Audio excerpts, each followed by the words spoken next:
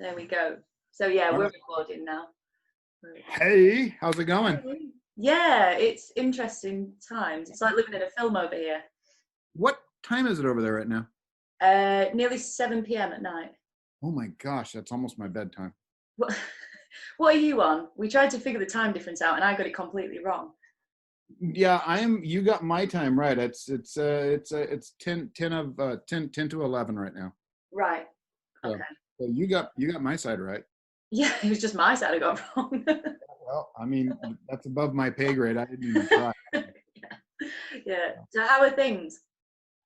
They're good. You know, we did okay with rents this month. I Okay. was obviously very concerned because we do, and I don't know how you rate apartments over there, but we do mostly Class C, which is Okay. service industry, restaurant workers, janitors, Yeah. students, things like that.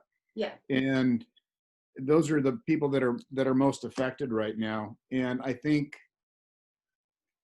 we got all of our rents. Brilliant.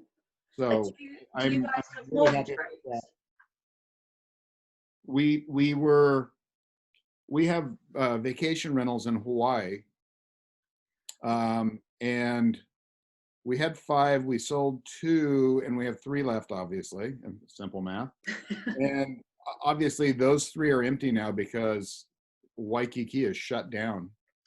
So those we won't see any revenue from for the foreseeable future. Yeah. But I do believe, honestly, I believe that that'll come roaring back, with the only caveat being that we can only do 30-day rentals over there, Oh, okay. because they took away the ability, the county of Honolulu took away the ability to do short-term rentals in Oahu.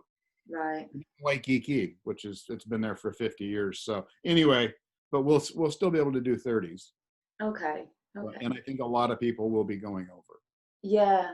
And can you guys over there take like mortgage breaks on any of your houses, or have you had to do that for your tenants, or? No, we have private money on those. Right. So no, we on those, yeah, we really don't have much of a choice at this point. Mm-hmm. We've been covered. We covered the negative before, but I think our bookings will come back, and I think we'll be fine to cover the negatives. Yeah. Yeah. That's good. I don't see an issue with that, Yeah. especially if you go book a place for a couple of months. I know. Well, and now I know that.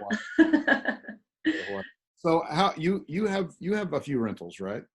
We do, yeah. So I think similar to your Class C, I think you just said it was. So we have what are called professional HMOs. So yeah, we have professionals living in them. We have family buy-to-lets as well.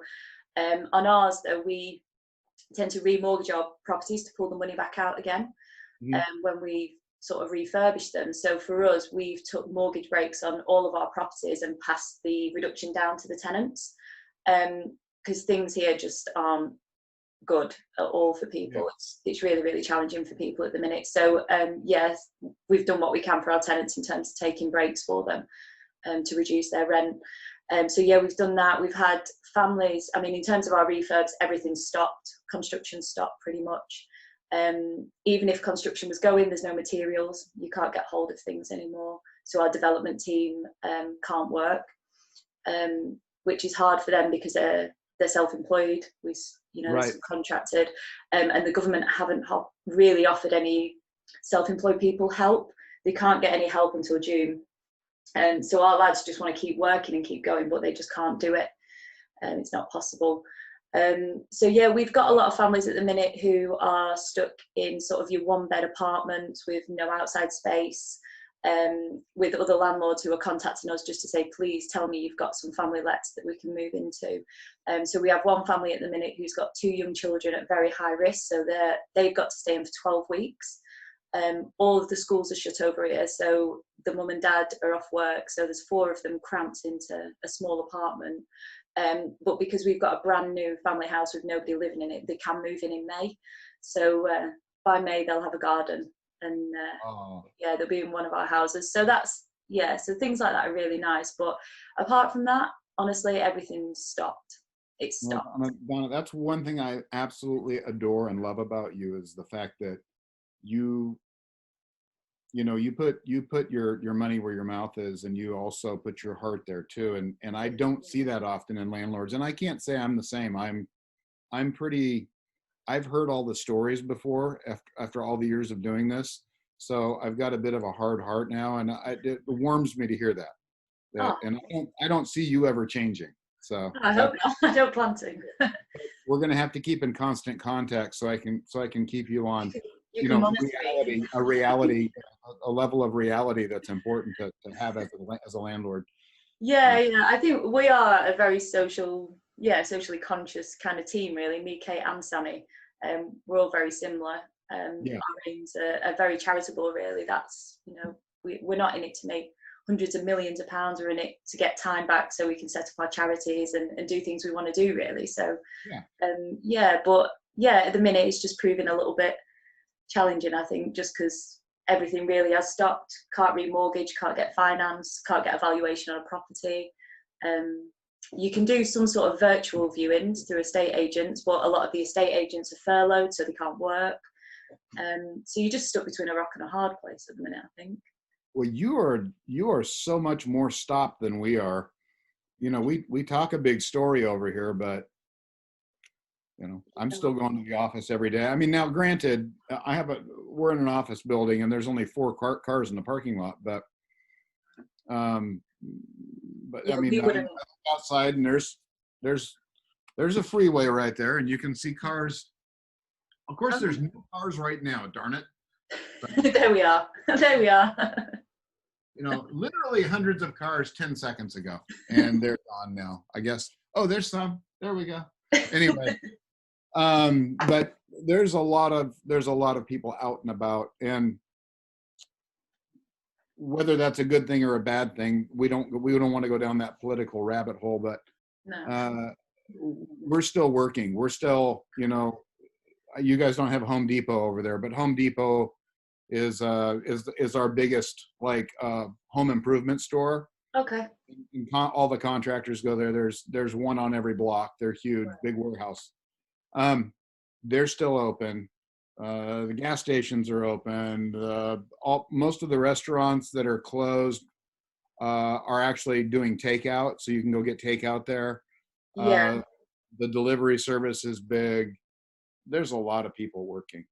Really? You see, we couldn't, yeah, if we can't work from home, depending on what jobs we do, if we're classed as key workers, so your doctors, your nurses, sort of people who work in food shops, like shopkeepers and pharmacists, other than that, nobody's allowed to go out. We're allowed to go out for 1 hour a day for exercise. We have to keep 2 meters away from every person. So if you go to the supermarket now, there's barriers. You've got to go one-way systems. There's things on the floor where you're keeping your distance. Oh my God. You get antibacterial wipes as you go in. They spray all the trolleys and the baskets so that you don't have to touch them. So it's a totally different, we're on complete lockdown, really. That's how it feels. Yeah, and that all the conspiracy theorists are starting to come out of the woodwork. It's going to stay this way, and I don't believe that, but it is getting kind of weird.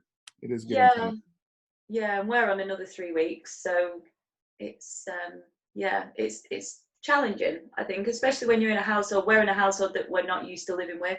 So there's me, my partner Kate, our business partner Sammy, and her younger brother Harry, Kate's younger brother Harry. So that in itself is a challenge, everybody working from home. Oh yeah. You guys are in an apartment or a house? We're in a house and we've got a garden, so we're lucky. Yeah. And it's actually been the hottest day of the year over here today, so we've got some nice weather, which is good. But I think, and I guess it's something I wanted to ask you, is how you stay motivated, because I see all your videos and obviously I follow you a lot and speak to you quite a bit, but just about motivation, really, because it's not, well, I always know that something better is coming down the way. I wake up every morning with that attitude, and it sounds silly, but and it's hard sometimes just because people around me don't feel that way, but life's thrown me some curveballs, but it's always come back. Every single stupid issue I've ever had was never as bad as I thought it was going to be. And so I kind of remember that now, and I'm a little bit older, so that helps. Uh, but quite frankly, there's always opportunity, and you know, opportunity on your side to help people, and opportunity on my side for financial gain, which is important to me. So Yeah, yeah, uh, so it's not as hard as you think. There are obviously times when, at the beginning when I wasn't sure about rent coming in, and I had to talk to a bunch of lenders and say, hey, look, I don't know what's going to happen. And, some of the projects that we had that we wanted to sell, we were lucky enough to sell a very large project right before this happened. But I could feel the economy starting to kind of screech right before this happened. And I was very concerned about that, but it worked out. It worked yeah, out. There's times that it hasn't, but yeah, generally it always does. So I'm going to look at this as a time to raise more private capital. And I'm obviously doing a little bit more with my online space, my social media space. yeah, I think there's potential there for me to help people and for me to help myself, yeah, obviously. definitely. Um, and then there's going to be a lot of buying opportunities. So that always makes me happy. Yeah, So, and we're already starting to see that. So, if I have anything to say to anybody, it's keep moving forward, knowing that it's going to get better, obviously, and that financially it will get better. yeah, I've gone through enough, not quite like this in my life, but enough of these kinds of things that I always come out better on the other end than when I go into it. And it's just by keeping your head down and moving forward and making sure you keep doing things. yeah. I think that's what, yeah, we're really trying to do that actually, because we're all three of us are now in lockdown together. We're trying to get some sort of routine and use the opportunity. Well, I'm still working my day job at home, but Kate and Sammy are every day, they're doing their 9 till 5, they're catching up on admin that maybe we didn't have time to do before. Right. And sort of doing business structures and policies and risk assessments, just things that are boring really, aren't they? And you don't Oh, have yeah. much to do. But now we kind of have no choice and we need to do it. But in the meantime, sourcing properties to people, we're doing sort of Zoom calls and we're doing phone calls. So we're trying to make the best of the situation really. So I think in some areas of our business, it's actually, yeah, it's better. It is better in some ways. Well, and the cool thing too is if you can set up systems now, things that are so obvious now that weren't obvious before because you were so busy, I'm finding myself being more busy right now. Yeah. I'm working more hours now than I was before. Yeah. And it's just simply because there's so many things that were falling through the cracks. We had something, I can't get into it, something that came up the other day that just blew me away. It was just something something we had done 4 or 5 years ago, and it was just moving along just fine. But there were some things missing in it that really needed to be there. And so it caused us to go back through everything. And now the corrections are being made. And it's been in the back. It's one of those things that's in the back of your mind, kind of like, I know there's something there, but I really don't want to look at it. Yeah. And now, we're paying someone full time to do stuff like that. So we'd let them kind of tear into it. So systems I'm not a great system guy. I'd like to say I am, but I'm good at finding people that can do it. Yeah, that's all you need. Yeah. So that's one thing that we're trying to do right now and set up different things that work better. So if you can, like I said, if anybody out there can gather money right now and spend time on private money gathering, and start studying the areas that they want to invest in, it's going to be a great time to invest it's a good time now. Yeah, no, I agree. I through my day job as well, we've recently sort of been informed that things like domestic violence and mental health problems have gone up by 1/4 in the last 3 weeks in the UK. So those people need emergency accommodation, they need somewhere to go, somewhere that's safe. And not only that, I think the charities and the local authorities around here are realising that they need a bigger plan actually for accommodation for people. So at the minute, us looking at working with charities is a big thing, to get that sort of accommodation in place quickly for people. That is quite a business here too. So really, it's twofold. You're helping people, but it also pays the bills too. Is battered women's adult daycare, assisted living, yeah, and a lot of. So there's a lot of like care homes where kids will go when they're in special education kids that want to, the parents want them to move out so they have some sense of freedom, but they can't be on their own, obviously. yeah. And they go to those homes. Those are wonderful things to do, and quite frankly, it pays really well. So, and I don't know how it goes there, but here, the per bed basis is $600 to $800 a month per bed, Wow. and you can fit 2 beds into a room, and it's I don't know if they have that, and it's all run through state and federal government.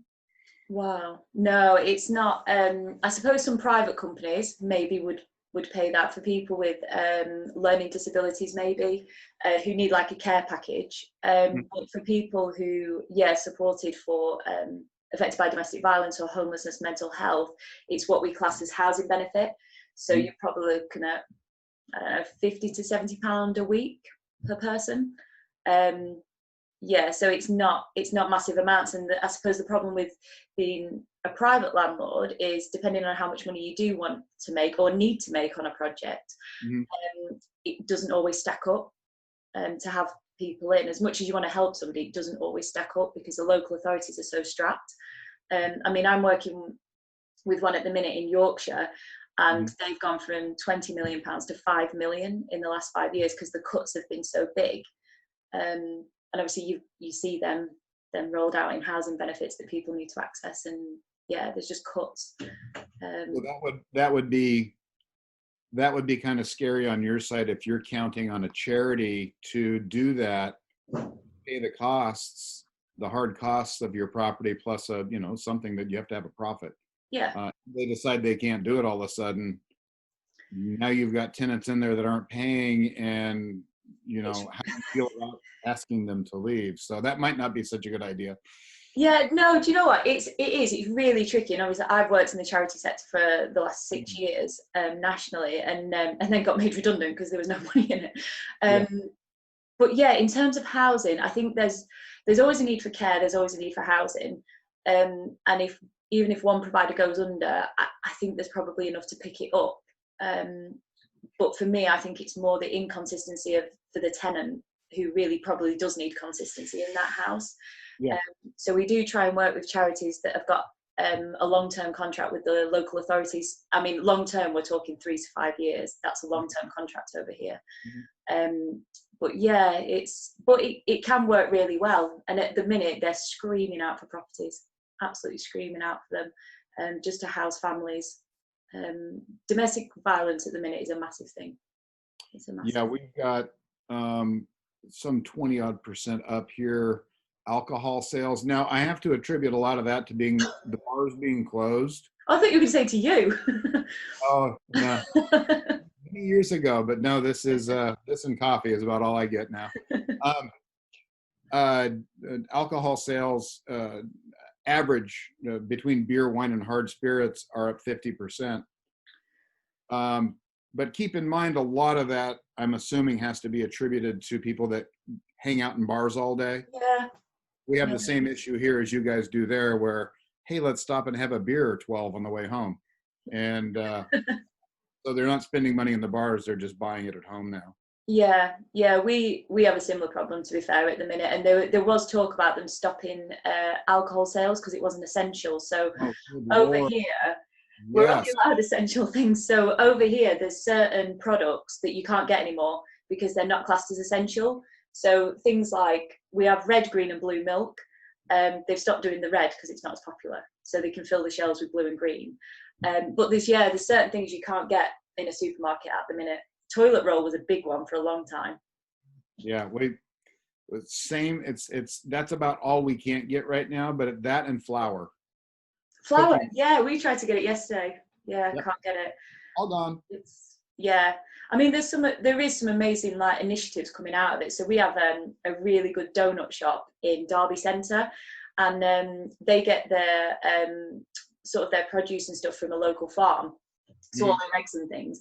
And they've teamed up with the farm now, and they're doing egg deliveries for people because obviously nobody's buying donuts. So there's quite nice initiatives that are coming out of it. But yeah, it's tricky to get things, and not only that, anybody over the age of 70 over here, or if you've got sort of like health problems, you'll have got a letter from the government, and you have to stay in for 12 weeks rather than the 3 weeks. So we're also supporting our sort of friends and family who are over 70, getting their shopping, getting their medicines. So even health problems or no health problems, if you're over 70, you've got to stay in. There's no movement on that really. So it sounds like things are a little bit stricter maybe over here at the minute, and they're fining people as well. They had talked about making it more strict here, but then President Trump came out yesterday and said he's going to start lifting restrictions. So, and I'm no expert. I'm sorry, I'm no expert, but I'm thinking I'm not sure exactly how bad it really is versus how much they're doing to control it. I don't know. I really don't. I don't think anybody on our pay grade knows that. Yeah. All I know is that, we're at 30-some thousand deaths here in the United States, but the regular flu is over 50,000 during the same period. We're at, what are we? We're 13,000 here, deaths. And at the minute, there's a massive problem with frontline workers like your nurses and doctors. They can't get the tests. Yes. They haven't got any PPE, so they've no masks or gloves, but then politicians has it, so they can get it for their family, but we can't get it for our nurses and our doctors. So there's a lot of like controversy at the minute around care home workers and hospital staff, to try and get that. It's amazing how many companies here have stepped up and started manufacturing face masks and the face shields. Companies that don't normally do that. So many companies are doing that now. They've switched everything over and started manufacturing that. So we're actually jumping up rather quickly right now. That's so good. That's really good. That you're getting that over there, because they're I think they're struggling quite a bit over here at the minute. They are. It's sad.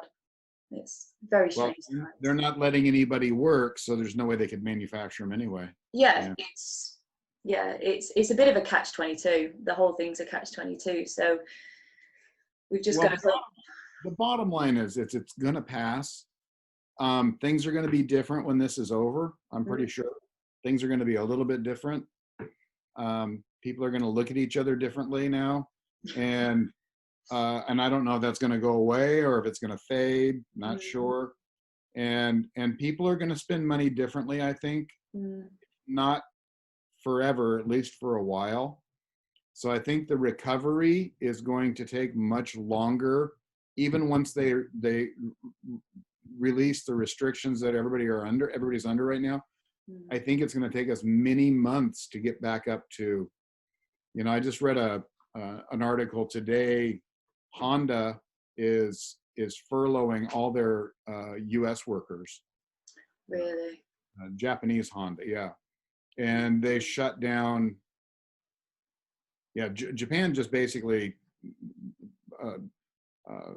called this an emergency yesterday, finally, and they're shutting everything down. And they're talking about stimulus now, which is, I think it's 1 million yen per person, which is it $1,000? I'm sorry, not 1 million, 100,000 yen, which is 100. Okay. Anyway, sorry, my yen version, I get goofed up on it. But, so as we start coming back online, it doesn't really matter because the rest of the world isn't. And China is struggling to come back online, even though they're lifting the restrictions. So I think at the same time, it's really uncomfortable and bad for most people. As investors, it can be a good time for us to do two things. Number one is invest. And number two is help families if you can help people that need a place to go to, that you know or have a very strong inclination that they're going to be going back into the workforce, that is a fine thing. Yeah. I think even vetting tenants is going to be different after this. Oh, yeah. Yeah. People are going to be used to getting free money, and it's going to be hard for them to go back to Yeah. regular work. Yeah. I completely agree. Completely agree. It's yeah, it's definitely a change anyway. Yeah.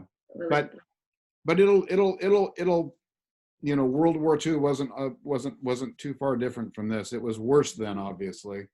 And the Depression in the 30s was worse. Yeah. But we'll see how this plays out. Yeah.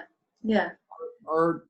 So you guys still have stuff for sale over there, and I'm sure property is still selling, albeit online, or happening, or no? Because I haven't noticed prices going down here yet, which is kind of weird. So just before it happened, we had a lot of valuers valuing property at zero.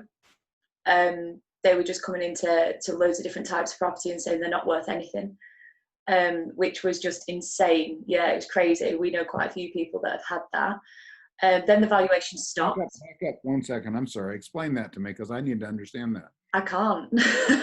All I can tell you is that who evaluated them at zero? Yeah, they're not worth anything. What types of properties are these? So they would have been like, I don't know what you call it, like terrace family buy-to-lets, like your family properties, I guess. Okay. So we know a couple of people as well that have really done sort of high quality refurbishments, added bedrooms, added bathrooms, and where they would have got quite a significantly high valuation, because that's why you do it. Yeah. Again, it's been completely downvalued. But now we're in a situation where we've got, I mean, we're in loads of different stages, like I'm sure you are, because you buy property a lot, where we're partway through a remortgage, partway buying a couple of properties with bridging finance, partway waiting for tenants to move in, and all of it stopped. Mm-hmm. Solicitors are on furlough, so we're quite lucky. We have an amazing solicitor, and she's self-employed and she works from home. But then you've got to rely on searches from the local authority, you've got to rely on the other people's solicitors, and they're just not at work. Estate agents aren't at work, really. So it's, I suppose, I don't know, a few things maybe being sold. We know a couple of people that are trying to move house, but then they were stopped doing that. So it really feels like it's come to a standstill. So in terms of property, when it gets going again here, I don't know what's going to happen in terms of valuations. I couldn't tell you. We know that in terms of finance, the loan to value ratio will probably decrease. So sort of the finance we were expecting to get, we probably won't get. So we'll have to find the money to make that up to still buy the property, which means a lot of people won't be able to afford to do that. So they'll lose the property that they were purchasing, which means that the people that were selling it are going to lose that sale. So I think it's going to have a massive knock-on effect.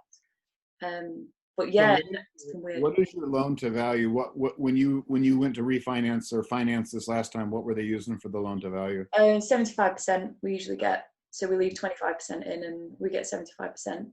And that's in terms of bridging finance. When we're buying somewhere, that's usually what we get, 70 or 75. At the minute, I think we're probably more looking at 60. Yeah, so are we over here, 60. Yeah. 60. They just dropped it. Yeah, especially if there's any sort of development finance as well. So for bigger projects, sometimes we use development finance as well as private finance. So yeah, it just throws the whole thing out, really. But I guess we just keep telling ourselves that everybody's in the same boat in the UK. We're all, there's nobody kind of ahead of the game. They are, but that's the thing. Everybody feels like they are here too. Mm. And so they sit and watch Netflix or whatever. I don't know if you guys, seriously, they watch Netflix and smoke pot. That's legal over here. So, but that's what people are doing. That's what, I'm not smoking pot, but watching Netflix and having a vacation. Yeah. And that's the scary thing to me. But at the same time, it also opens up a world of opportunity for folks like us, mm-hmm. who have kept our heads down and our heads in the game, because when things start to happen, people are always reluctant to get back into the race. Yeah. And those of us that are ready to hit the ground running will do very, very well. Yeah, that's what we've kind of said. We want to get them to a point where when we can go again, we're ready. Like we're just going to go. Everything's in place then. So well, I mean, you said something earlier that I can't get out of my mind, that a lot of those properties got zero valuation. Well, that means there's going to be a lot of people. So there's always a percentage of people when something like this happens that says, that's it, I'm done. I'm never going to do that again because it was stupid. I'm going to lick my wounds and I'm going to walk away, you know?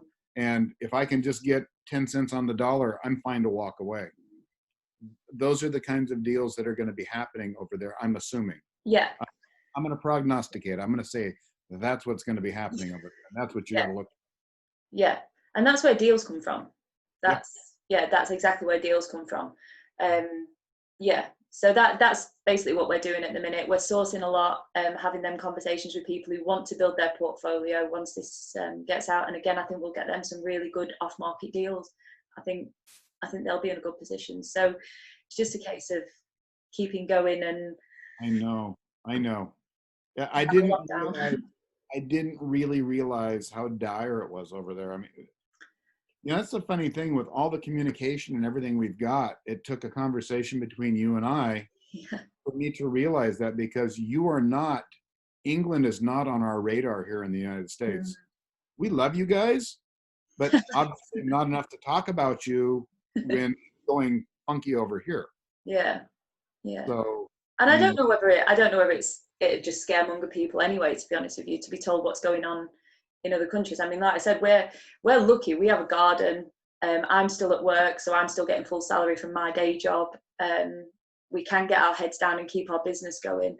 And there's a lot of people, if you're over 70, who are isolated or in apartments, or like I said, all schools have shut down. So, I mean, we don't have children yet, but parents are now not only employees who have potentially just been furloughed, so their wages dropped, who might be renting, so they might not be able to get a mortgage break or any sort of let up with that, but now they're becoming teachers because they now have to homeschool their children, which is just, I don't know, it's crazy. It is crazy.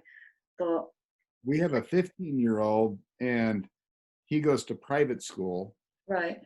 And every student gets an iPad and there's no paper in his school. It's 99% paperless. Everything's on the iPad. The tests are on the iPad. Homework, everything gets turned in. And of course, we can see everything, which is nice. Yeah. So the public schools, on the other hand, some of them have that, but not everybody has them there at the schools. Yeah.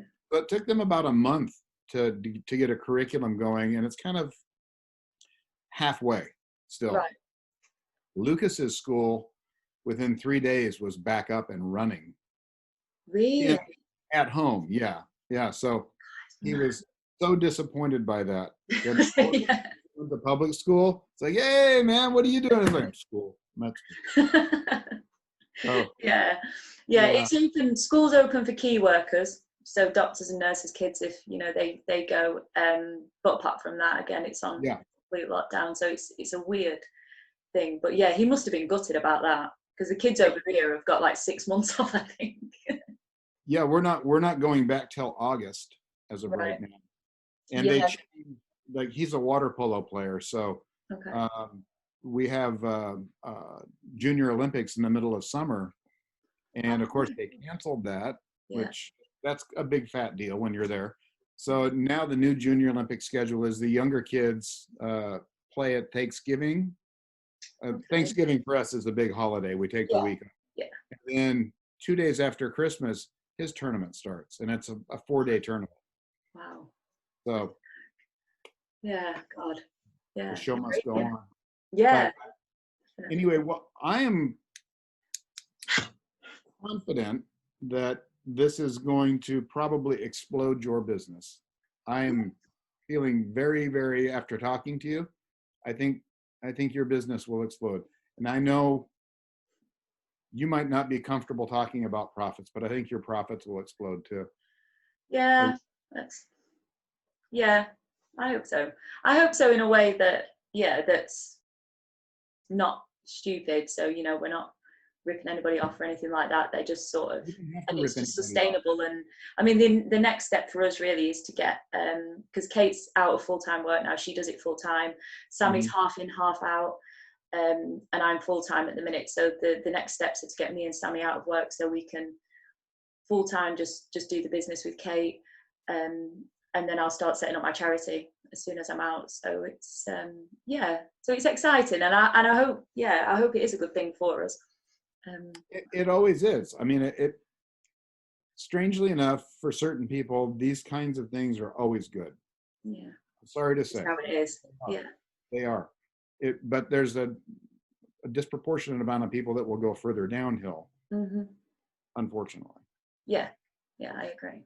That's the sad part. But I think you're going to do just fine. Thank you. I'm sure you will too. I usually hit the ground running. So Yeah, yeah. Well, it's yeah. great talking to you anyway. You too.